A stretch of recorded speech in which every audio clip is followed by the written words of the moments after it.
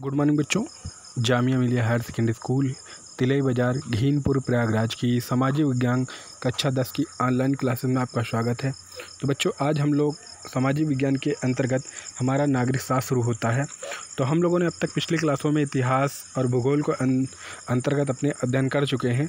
तो आइए हम लोग आज शुरू करते हैं। हमारा जो नागरिक शास्त्र का हमारा जो पहला चैप्टर है सामाजिक विज्ञान के अंतर्गत, वो है लोकतांत्रिक राजनीति भाग 2। ठीक है, तो इसके अंतर्गत हम लोग जो पहला हमारा चैप्टर पढ़ता है वो है, उसका क्या नाम है देखते हैं।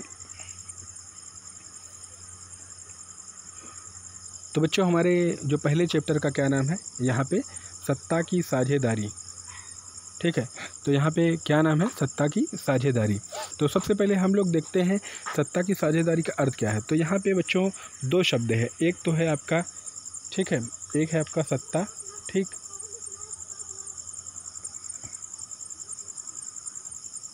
एक शब्द है आपका सत्ता, दूसरा है आपका साझेदारी।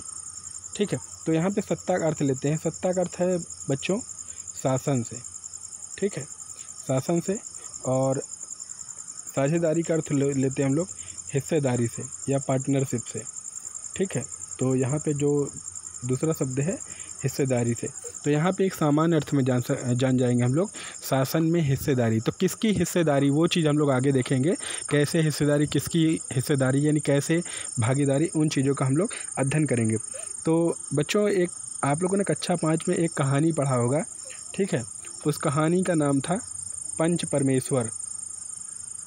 क्या नाम था, पंच परमेश्वर। ठीक है, ये मुंशी प्रेमचंद की बहुत ही फेमस कहानी थी, जिसमें अलगू चौधरी और जुम्मन शेख में गाढ़ी मित्रता यानी गाढ़ी मित्रता थी, एक शब्द आपने सुना होगा, और वे साझे में खेती किया करते थे। ये शब्द आप लोग कक्षा 5 के अंतर्गत जो हिंदी की पाठ्य पुस्तक है उसमें आप लोगों ने सुना होगा। तो जो उसमें जुम्मन शेख और अलगू चौधरी में साझे में खेती किया करते, तो साझे मतलब हिस्सेदारी। तो यहाँ पर भी उसी का जो अर्थ है वो क्या है आपका, हिस्सेदारी का अर्थ है। तो यहाँ पे किसकी हिस्सेदारी, यानी शासन में हिस्सेदारी। ठीक है, तो शासन में हिस्सेदारी एक सामान्य अर्थ में हम लोग यहाँ पे समझ सकते हैं। शासन में हिस्सेदारी को ही हम लोग सत्ता में हिस्सेदारी कहते हैं। तो किसकी हिस्सेदारी, वो चीज़ देखते हैं, आगे चलते हैं। तो यहाँ बच्चों हमारा शुरू करते हैं हमारा चैप्टर, ये है सत्ता की साझेदारी। ठीक है, तो हम लोग ये है सत्ता की साझेदारी यानी शासन में हिस्सेदारी। तो क्या कह रहा है, जब किसी शासन व्यवस्था में, ठीक है, क्या कह रहा है कि जब किसी शासन व्यवस्था में हर सामाजिक समूह, ठीक, हर सामाजिक समूह और समुदाय की भागीदारी सरकार में होती है, तो इसे ही क्या कहते हैं हम लोग, सत्ता की साझेदारी कहते हैं। ठीक है, जब किसी शासन व्यवस्था में हर सामाजिक समूह और समुदाय की साझेदारी सरकार में होती, तो इसी को हम लोग क्या कहते हैं, सत्ता की साझेदारी कहते हैं। ठीक है, तो आगे देखते हैं बच्चों क्या कह रहा है, लोकतंत्र का मूल मंत्र ही है क्या कि सत्ता की साझेदारी। ये प्रश्न पूछा जाता है कि लोकतंत्र का मूल मंत्र क्या है, तो इसका उत्तर क्या है आपका, सत्ता की साझेदारी ही इसका मूल मंत्र है, यानी शासन में हिस्सेदारी इसका मूल मंत्र है। कह रहा कि किसी भी लोकतांत्रिक सरकार में हर नागरिक का हिस्सा होता है, यानी कोई भी लोकतांत्रिक देश होगा तो वहाँ पे जनता का ही शासन होगा, तो जो जनता होती है वही लोकतांत्रिक के अर्थ के रूप में वो काम करती है। तो यहाँ पे वही का कहने का अर्थ है, किसी भी लोकतांत्रिक सरकार में हर नागरिक का हिस्सा होता है। हम लोग क्या करते हैं कि कैसे हिस्सा लेते हैं कि जब इलेक्शन होता है तो हम लोग वोटिंग करते हैं ना, तो हम लोग सरकार शासन व्यवस्था बनाने में अपना योगदान देते हैं, हिस्सेदारी करते हैं, ये चीज़। आगे क्या कह रहा है कि यह हिस्सा भागीदारी के द्वारा संभव हो पाता है। इस प्रकार की शासन व्यवस्था में नागरिकों को इस बात का अधिकार होता है कि वो, ठीक है, शासन के तरीकों के बारे में उनसे सलाह ली जाए। तो हमारी जो वोटिंग होती है, वोटिंग में कुछ जगहों पर कुछ समुदाय सदस्य चुन के जाते हैं, तो उनमें जब बैठक होती है, तो सभा बैठती है, तो उसमें सबकी अपनी अपनी हिस्सेदारी होती है, और वे सभी अपने समुदाय के प्रति जो भी, ठीक है, जो भी वो उनके हित के लिए लेके आए होते हैं, ठीक है, वो उनको सांसद या अपने समक्ष रखती है और उस पर शासन व्यवस्थाएं अपना काम करती हैं। तो बच्चों, ये हमारा था सत्ता की साझेदारी का अर्थ है। ठीक है, तो एक सामान्य अर्थ में जान जाइए कि शासन व्यवस्था में सामाजिक समूह या समुदाय द्वारा हिस्सा लेना ही क्या कहलाता है, सत्ता की साझेदारी कहलाता है। ठीक है, तो आगे कड़ी में चलते हैं हम लोग, फिर क्या कह रहा है हमारा आगे, आगे बच्चों कह रहा है कि सत्ताधारी की साझेदारी की आवश्यकता। ठीक है, तो यहाँ पे जो प्रश्न अक्सर एनसीईआरटी में पूछा जाता है, अक्सर घुमा देते हैं कि सत्ता की साझेदारी की 2 ज़रूरतें बताइए। ठीक है, तो यहाँ पे आप ज़रूरतें भी समझ लीजिए।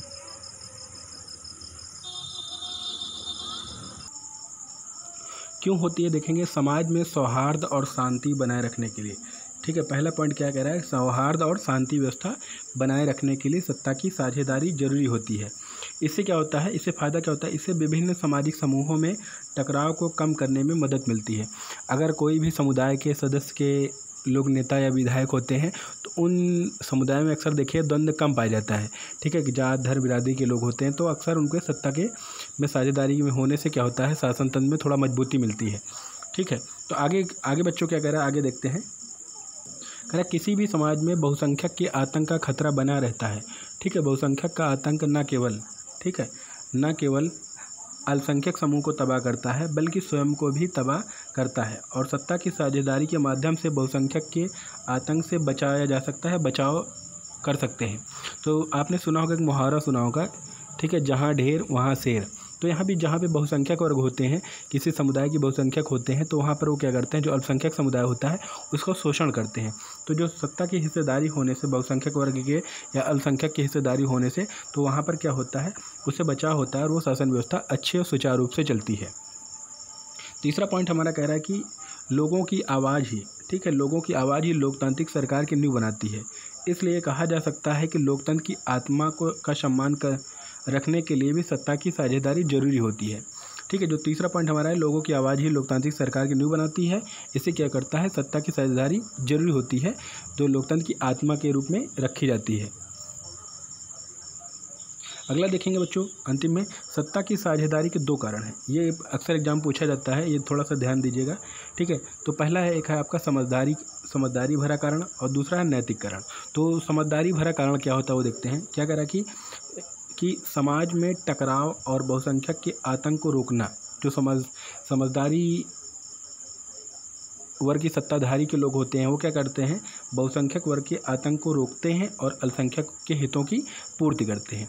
वहीं जो दूसरा कारण क्या है, ठीक है, दूसरा कारण हमारा नैतिक कारण था। ठीक है, ये क्या है, लोकतंत्र की आत्मा को क्या करता है, अक्षुण्ण यानी मजबूत बनाए रखता है। ठीक है, तो जो हमारे लोकतंत्र की आत्मा होती है, क्या लोगों में सौहार्द शांतिपूर्वक व्यवस्था बनाए रखना, ये इसका काम होता है। तो इस प्रकार क्या है, सत्ताधारी के 2 प्रमुख कारण हैं, एक तो समझदारी कारण है, दूसरा नैतिक कारण। तो ये बच्चों इतना था। आगे कड़ी में हम लोग फिर चलते हैं, आगे क्या कह रहा है हमारा वो देखते हैं।